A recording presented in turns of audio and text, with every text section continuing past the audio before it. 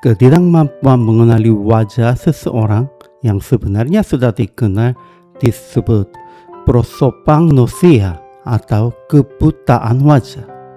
Gangguan ini terjadi karena masalah pada bagian otak yang berfungsi mengenali wajah. Tanpa kita sadari, cukup banyak orang mengalami kondisi ini.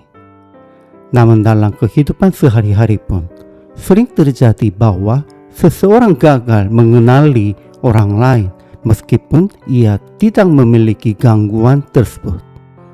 Hal itu dapat terjadi ketika seseorang ditemui dalam situasi yang sangat berbeda dari yang kita bayangkan, atau ketika pikiran kita sedang tertuju pada hal lain. Jika seseorang terlalu larut dalam pikirannya sendiri, ia bahkan bisa gagal mengenali orang yang sebenarnya sedang ia cari. Meskipun orang itu berdiri tepat di depannya. Perikop Alkitab hari ini menggambarkan keadaan yang serupa.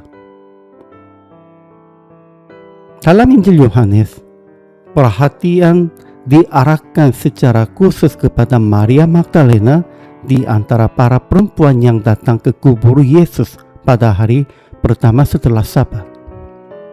Ketika Maria melihat batu penutup kubur telah terguling, ia segera memberitakan hal itu kepada Simon Petrus dan kepada murid yang dikasihi Yesus.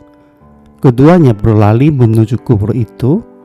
Yohanes tiba lebih dahulu, tetapi tidak masuk ke dalam, sedangkan Petrus yang telah kemudian masuk dan melihat bahwa kubur itu memang kosong. Setelah melihat semuanya, mereka kembali pulang karena belum sepenuhnya memahami bahwa Yesus harus bangkit dari antara orang mati sesuai dengan kitab suci. Maria Magdalena tetap tinggal di dekat kubur dan menangis. Ketika ia menenggok ke dalam kubur, ia melihat dua malaikat duduk di tempat tubuh Yesus sebelumnya dipalingkan.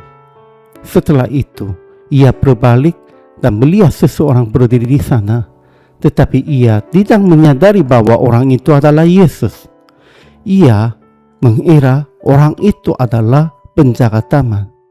Namun ketika Yesus memanggil namanya Maria, barulah ia mengenalinya dan berseru, "Rabuni."